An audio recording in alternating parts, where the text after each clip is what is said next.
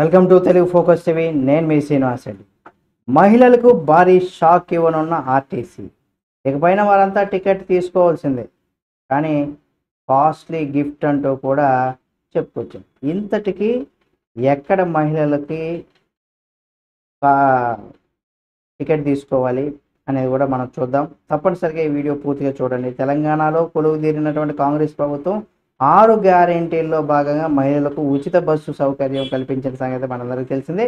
ఈ పథకం అమల్లోకి వచ్చినప్పటి నుంచి కూడా ఆర్టీసీ బస్సుల్లో విపరీతంగా రద్దీ నెలకొందని కూడా చెప్పుకోవచ్చు. ఎందుకంటే చాలామంది కనుక మనం చూసినట్లయితే ఫ్రీ బస్సు అని ఉంది అనేసి వీకెండ్ రాగానే విహారయాత్రలకు వెళ్ళిపోతూ ఉంటారు. గ్రామీణ ప్రాంతాల్లో ఉన్నవారు సరదాగా రాష్ట్రంలో ఉండే అనేక దేవాలయాల చుట్టూ కూడా తిరుగుతున్న సంగతి మనందరికీ తెలిసిందే. కాబట్టి ఈ క్రమంలో బస్సులో ప్రయాణించే మహిళలకు కోట్లకు కోట్లు అంటే ఇక్కడ ప్రభుత్వం భరించాల్సినటువంటి పరిస్థితి ఉంది.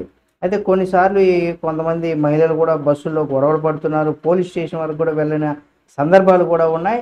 అయితే ఈ ఫ్రీ పథకం వల్ల ఆదాయం పెరిగినప్పటికి కూడా, అంటే కొంత పెరిగినప్పటికి కూడా మగవారు మాత్రం తీవ్ర ఇబ్బందులు అయితే ఎదుర్కొంటున్నారు. ఎందుకంటే మహిళలతోనే బస్సు నిండిపోతుంది కాబట్టి బస్సు నిండా మహిళలే ఉండడం, ఎక్కువ సీట్లు లేక మగవారి ఇబ్బందులు పడుతుండడం, ఇవన్నీ కూడా చూస్తున్నాం. దీంతో ఆర్టీసీ యాజమాన్యం ఏం చేసిందంటే బస్సుల సంఖ్య పెంచాలని కూడా భావించింది. అయితే ఫ్రీ కావడంతో ఎక్స్ప్రెస్, ఆర్డినరీ బస్సులు ఎక్కువగా ప్రయాణించడం, డీలక్స్ బస్సుల్లో ప్రయాణం చేసేవారి సంఖ్య పూర్తిగా తగ్గిపోయింది. కాగా ఈ క్రమంలో ఆర్టీసీ ఒక కీలకమైనటువంటి నిర్ణయం కూడా తీసుకుంది. మహిళా ప్రయాణికులకు సంబంధించి డీలక్స్ బస్సుల వైపు కూడా మళ్లించేందుకు కూడా ఆర్టీసీ ఎన్నో ప్రయత్నాలు చేస్తుంది. ఇందులో భాగంగానే మనం కనుక చూసినట్లయితే డీలక్స్ బస్సుల్లో మహిళలకు ప్రయాణించినట్లయితే మహిళలకు కాస్త కాస్ట్లీ గిఫ్ట్ ఇస్తామంటూ కూడా ఆర్టీసీ మరో స్కీమ్ను స్టార్ట్ చేసింది. ముందుగా హనుమకొండ హైదరాబాద్ మార్గమధ్యంలో జనగామ డిపో 3 బస్సులు ప్రయాణం పెట్టింది. అంటే ఆ డిపో నుండి 3 బస్సులను అయితే ప్రారంభించింది.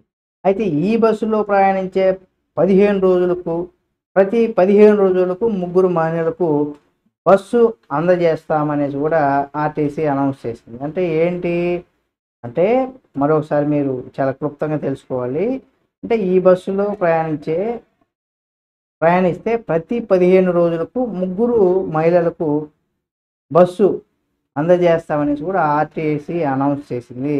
ముందు ఈ ఫ్రీ బస్ పథకాన్ని కూడా తొలగించే అవకాశం ఉన్నట్టుగా కూడా జనాలు అయితే అభిప్రాయపడుతున్నారు.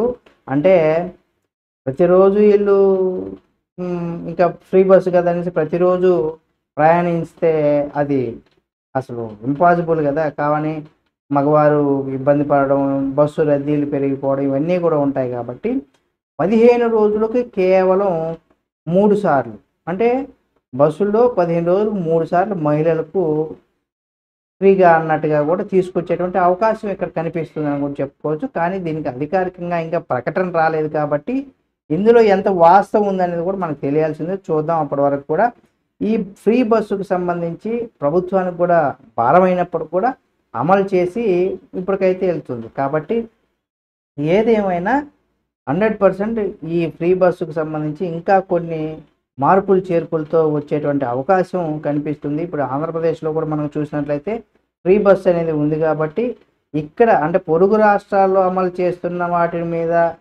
సమస్యలు, దానికి తగ్గట్టు సొల్యూషన్స్తో కూడా అక్కడ ఇంప్లిమెంట్ చేసే దిశగా అయితే ఆర్టీసీ దానికి తగ్గట్టుగా ప్రయాణికులని దృష్టిలో ఉంచుకొని కొన్ని బస్సులు కొనడం, అలాగే కొన్ని రూల్స్ను ఏ విధంగా పెట్టాలనేది కూడా ఆ యోచనలో కూడా ఏపీ ప్రభుత్వం అయితే ఉందని చెప్పుకోవచ్చు. చూద్దాం. ఇక్కడ తెలంగాణలో అయితే ఈ ఫ్రీ బస్సుకు సంబంధించి ఇక రాష్ట్ర వ్యాప్తంగా ఇటువంటి నిర్ణయాలు తీసుకొస్తారా ఏంటి అనేది కూడా చూద్దాం. ఈ వీడియో మీకు నచ్చితే లైక్ చేయండి. ఈ వీడియో పైన మీ అభిప్రాయాన్ని కామెంట్ రూపంలో తెలియచేయండి.